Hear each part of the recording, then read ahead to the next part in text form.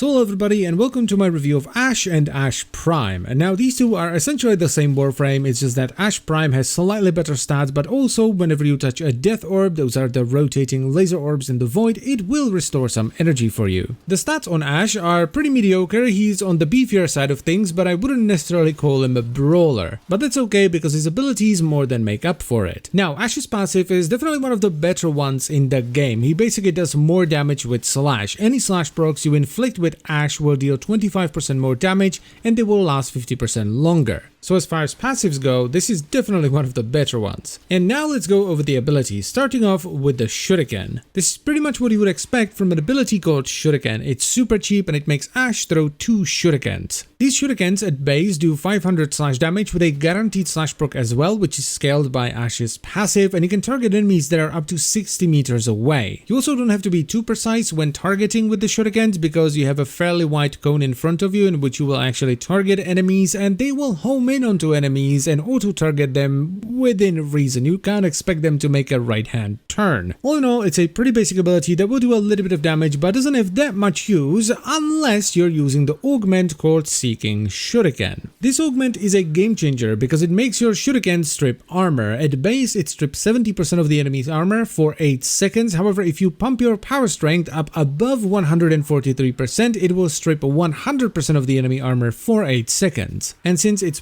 percentage based, it doesn't matter what level the enemy is or what kind of unit it is, it will just strip the armor off of everything. This turns the Shuriken from something that's only really useful early game into something that's invaluable against heavily armored factions like the Grenier and the Corrupted. Now the damage the Shuriken will do as well as the amount of armor stripped by Seeking Shuriken are both affected by power strength, the ability cost is of course affected by efficiency, and the duration of the armor strip from Seeking Shuriken is affected by power duration. Ash's second ability is called Smokescreen, and this one is very straightforward as well. Ash simply throws down a smoke bomb and goes into stealth for 8 seconds. This basically just hides you from everything, cameras, enemies, and as long as you don't fire loud weapons or you don't bump into enemies, they will have absolutely no idea where you are. It will also stagger all enemies within 10 meters of you when you activate it. This is an excellent layer of defense that makes Ash one of the more survivable frames in the game, because if the enemies can't see you, well, they can't shoot you. Just be mindful of enemy AoE damage. However, it's also a really good damage multiplier because if the enemies don't know where you are, you get the stealth damage multiplier, which gives you quite a bit of extra damage. Now the duration of your stealth after you throw down the smoke bomb is affected by power duration, the stagger radius is affected by power range, and the cost is affected by power efficiency. There's also an augment for Smokescreen called Smoke Shadow, and what this does is it makes all allies within 15 meters of you when you throw down the smoke bomb go into stealth as well, so you can cloak everyone. And it scales the same as the base ability, so the duration of the stealth is affected by your power duration, and the range in which you will cloak allies is affected by power range. The biggest downside with Smokescreen is that nullifiers counter raid hard, so if you run into a nullifier field or an ally that you've cloaked with Smoke Shadow runs into a nullifier field, they will instantly be pulled out of stealth. Ash's third ability is called Teleport, where he will, you guessed it, teleport behind an enemy, setting them off balance and opening them up to a finisher. There really isn't much to say about this one, it's just a teleport that you can use to open enemies up to finishers, and it has a base range of 60 meters which you can increase by power range, and you can of course reduce the cost, which at base is 25, so it's pretty cheap with power efficiency. You can get a lot more offensive with it though if you use the augment called Fatal Teleport, which instead of just teleporting you to the target will also do a finisher that does 200% extra damage, and on top of all of that, if you kill the enemy it will refund 50% of teleport's energy cost. This used to be a lot better back when covert lethality was a guaranteed kill with a dagger on a finisher, but it's still really good because you do get that damage multiplier in there, and finishers overall still do a lot of damage. Plus, if you want to, you can get more damage out of Fatal Teleport because the bonus damage from the finisher scales with power strength. And Ash's fourth and final ability is called Bladestorm. Now this comes in 2 stages. When you first press it, you go into targeting mode and any enemy you mouse over will be marked, and if you then press it again, all marked enemies will be attacked by a shadowy clone that will teleport around and just stab them in the face. Now, to give you some actual numbers here, when you first press the Bladestorm button, you'll be able to mark any enemy within 50 meters of you by just mousing over them with your crosshair, and every enemy you mark is gonna drain 12 energy from you. Once you mark at least one enemy, you will be able to press Bladestorm again, which spawns 2 shadowy clones that start teleporting around, and they will do 3 finishers on each marked enemy, with each finisher doing 2000 true damage with a guaranteed bleed proc.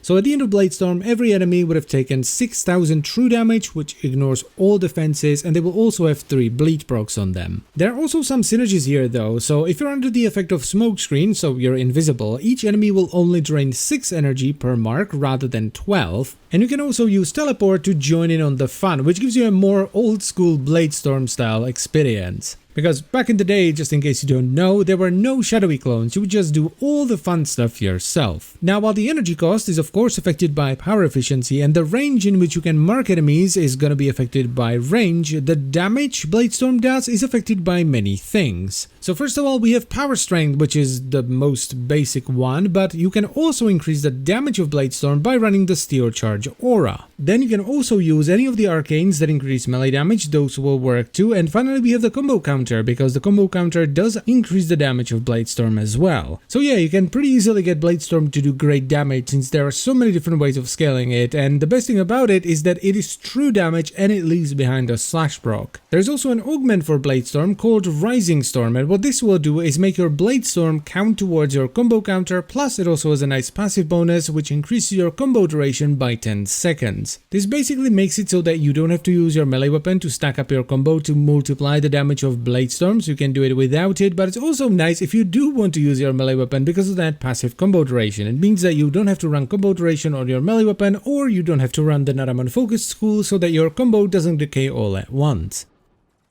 Ashe, despite being pretty old now, is in my eyes still one of the better frames. He is still plenty strong and his abilities are just fun to use and they work really well. Shuriken is just a super reliable way of stripping away the enemy armor completely, and it does decent damage at lower levels. Smokescreen is stealth for your entire party if you want to, and stealth in Warframe is really strong. It's definitely one of the better defensive layers that you can have on a frame. Teleport is a bit weak sauce without the augment, but with the augment and a properly built melee weapon, you can do a ridiculous amount of damage with the finishers. And then there is Bladestorm. Bladestorm is great, it does good damage, but it's the only one that feels a little bit weird because of the way it's been changed and tweaked. Previously, the marks were applied to the enemies one at a time, so you had to pass over the enemy 3 times to get all 3 marks, but now that's been changed so that you apply all 3 marks at once.